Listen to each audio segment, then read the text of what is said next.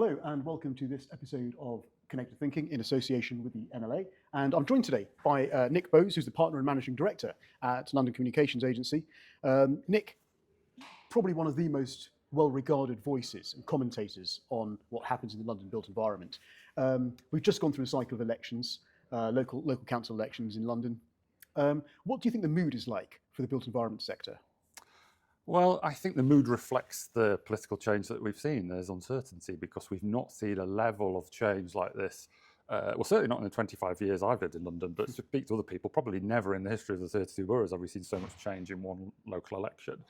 And it's changed in a different way because we've got representation from political parties running councils who've never run councils in London before, and that is an unknown entity. So I think that kind of uncertainty, that hesitancy, trying to work out what that actually means is going to take some time, because we know what some of the political parties said ahead of the local elections, but what they do now they're actually running some of these town halls could be actually quite different, and we've yet to see. Yeah.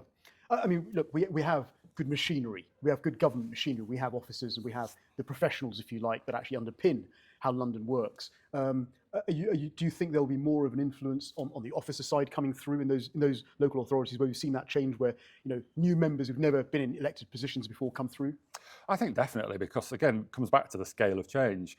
I predicted before the election that we would have a new leader or a mayor of a council in London who was not even previously a councillor. So to go straight from being elected brand new to actually leading a council, which has never happened ever, and we did see that. We did see that. And it just, I was a councillor myself back in the midst of time, and it took me 6 weeks to kind of find my way around the town hall and understand the committee process and things. So people who are running councils who are in that same boat are going to be really reliant on officers, certainly in the short term. Yeah. It may take them a while to get on top of things, and that kind of, it may change, but certainly initially the senior officers have got a really important job to play. You said 6 weeks. I mean, I've been doing it for 10 years and I still learn new stuff every day. So it does take time to bed into these roles, doesn't it? Especially with things like planning, infrastructure, transportation, actually understanding the sort of underlying history and the philosophy of why your borough looks and feels the way it does. Takes time to understand, doesn't it, and get your head around. It really does, and I also to understand what's a complex political public policy landscape, and what you can and can't do as a local authority, where you've got powers, where you've got money, where the GLA involvement comes in and their role, and obviously their national government. Those interplays are complicated, and there's shades of grey where they overlap, and that takes a while to kind of work out and understand and feel your way. And I guess you can't kind of read that from a textbook. Yeah. Some of that just comes from actually being in there, immersed in running a local authority. Yeah. I mean, let's just focus on Central London for a moment. I mean, Central London has always worked well as a magnet for global headquarters. You get the big companies from around the world wanting their global headquarters in London, Central London. Do you think that investor mood has shifted at all because of these local elections, or do you think that confidence is still there that we're a stable place to come and put your money in and establish yourselves? Well, I think relative to lots of places in the world at the moment, London is still a very stable place. So I think it has many advantages still that haven't changed as a result of the elections. I suspect it probably hasn't changed too much, the mood at the moment. The people will be watching still. But I think maybe the messages that are coming out from the government, and to a lesser extent maybe from the mayor, about the importance of London, investing in London, will be providing some assurance. And obviously when it comes to planning itself, the big schemes, the big initiatives, the mayor has a role in granting approval. And I think if we get to a situation where it does become a bit more complicated at a local level, the reassurance of the role of the mayor in the process will go a long way, I think, to kind of providing some confidence about London still as a destination. I mean, I thought it was really encouraging when the mayor brought forward a deputy mayor for growth. And we've got Howard Dorber in that role now, which is great, and he does a phenomenal job in broadcasting what London's narrative is. And we've got Opportunity London. We've both been a part of that initiative as well, coming through. That voice needs to translate into the political world at a local level, doesn't it? Yeah. Do you see that happening? Do you see that sort of uplift coming? Well, I think again it'll be a product of how quickly the new leaderships in some councils get their head around this. So for how many of the new leaders, how many of them really do understand what Opportunity London does? I suspect it will be something they've heard of, but do they really know the role that it plays? And they'll be learning very quickly the importance of that as they get up to speed. And I think also many of the new regimes that have come to take over town halls in London, not just in central London, one of their biggest issues is housing, and the people that have elected them, their number one issue is housing, cost of housing, availability of housing. they're not going to be able to solve that problem themselves. They haven't got the money, they haven't got the land.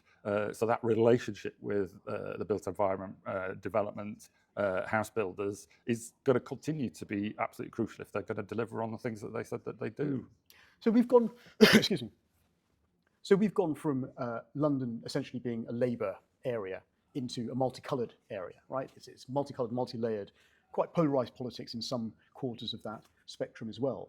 Do you think we're going to get more differentiation borough by borough because of that, and perhaps a diminished role for London councils? Or do you think actually London will come together and say, actually, no, we need more housing, we need to service the infrastructure, we need to get the utilities in? Where do you think that will? Do you think we'll get that differentiation or not? I mean, I would hope that it'll be the latter, and that there will be a coming together. And I'm sure that there'll be many issues where they can come together. But our politics is very adversarial, and I think that you can't get away from that. I think the other element with the arrival of the Greens and also reform in Havering is that many of those new councils are run by people that have defected from another political party, and that brings and that just kind of heightens that adversarial nature of politics, because I don't think party members like much less than a defector, and Labour groups who are seeing Green councils run by their former members is going to be difficult to get over in terms of working together. And similarly, the new leader of Havering is a former Tory, so we mustn't underestimate how much that could poison the politics if we're not careful. But also, while the Greens in particular say they want to build more homes, and they've said that in their literature that they put through people's letterboxes, they don't want to build on the green belt. They don't like density. Sometimes they don't like developers very much too. They're very focused on the needs of their existing population. They're not keen on movement into their area of new populations. But that's not how London works. Boroughs are not all isolated entities where there's a wall around them and nobody moves in and out. These are permeable borders that mean very little to most Londoners. But saying that, I do understand where they're coming from. I mean, we've seen a gentrification happening across central London and even outside London, outside that central core. And actually, that does raise the cost of living. It does make it harder for social mobility to happen. If you look at the cost of transport in London today, it's very, very high. I can understand where some of those politics are coming from. Totally. It's whether you can actually realise that into the real built environment. Yeah, it's managing how you manage that change process. Because London's an endlessly restless city, and it never stands still. It never has done. Its neighbourhoods change, populations move. So it's not a new phenomenon. But yes, I think sometimes it can have real negative impacts on existing populations. But that's not going to be solved by not building homes. Because the population of London is going up whether we like it or not, because it is a city that is prosperous and successful. People want to move here. If we don't keep up with that, we just make the problem worse and worse and worse. And you think about the construction of, say, new transport infrastructure and the things that have been built over the last 25 years, and they've unlocked areas of the city for gentrification from one side, but they've also meant it's a lot easier for people to access where the jobs are in ways that they couldn't do before. So there are obviously real positives as well. You think about places along the Elizabeth line, or where I live in Lewisham, when the East London line was taken over by TfL, opened up opportunities that just did not exist before. You could see the tall buildings in the city of London, but they might as well have been 200 miles away for some people. But now they can get there much more easily on one train or two trains, and that's a real positive. So looking forward, we've got the London plan coming through in the next 12 months or so. How do you think this shift in London politics that's happened is going to translate into the London plan? Obviously, that's an overarching plan that will give the directive to all the boroughs and the city of London as well. And we all have to sort of abide by its overarching principles. It's already come out, well, GLA Economics have come out with data that shows the working population in London increasing massively by 2050. We're going to have to solve the housing issues. We're going to have to solve the infrastructure and utilities issues to service that growth. We are likely to become a younger city as well, as more migration happens. How do you think that's going to translate into the London plan? So I can see there's some flashpoints along the way.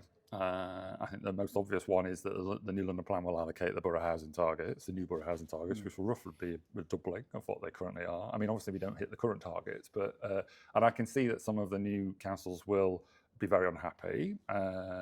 Maybe for ideological reasons, sometimes for political reasons, and it could become a bit performative, and there could be, we'll reject these housing targets that have been imposed on us.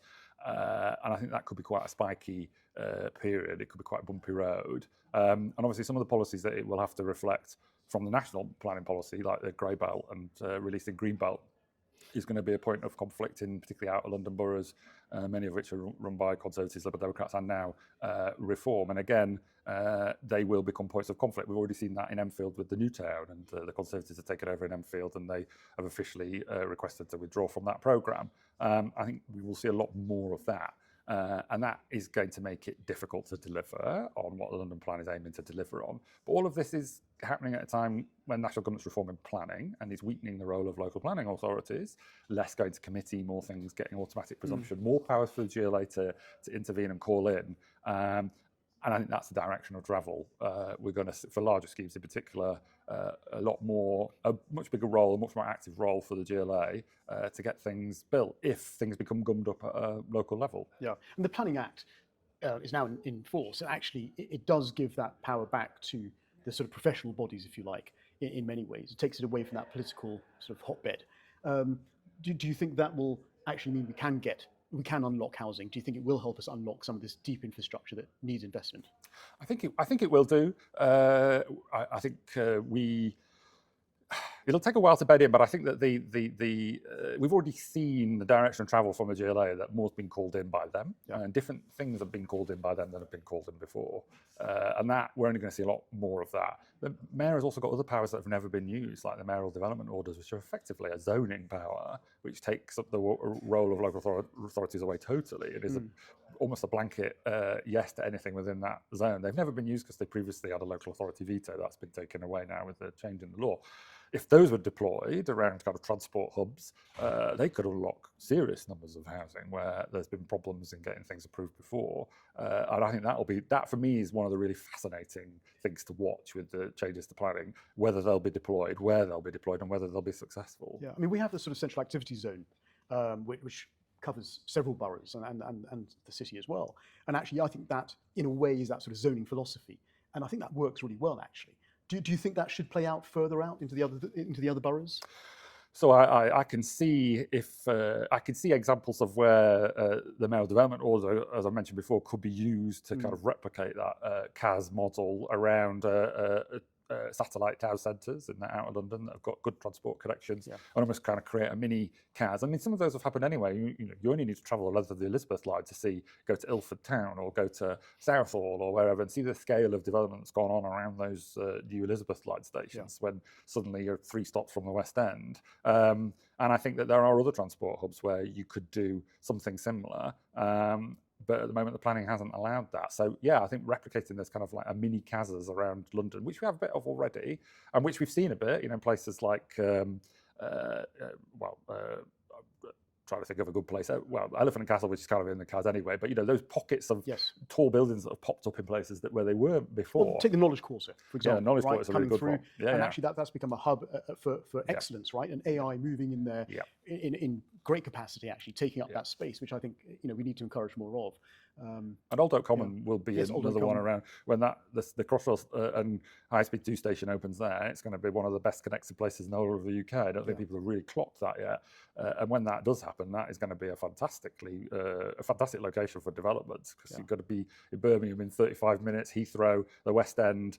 I mean, amazing. Yeah, hope it happens in our lifetime. Well, fingers crossed. Yes. Well, look, it's good to end on a positive. So thank you very much for your time today, Nick. Pleasure.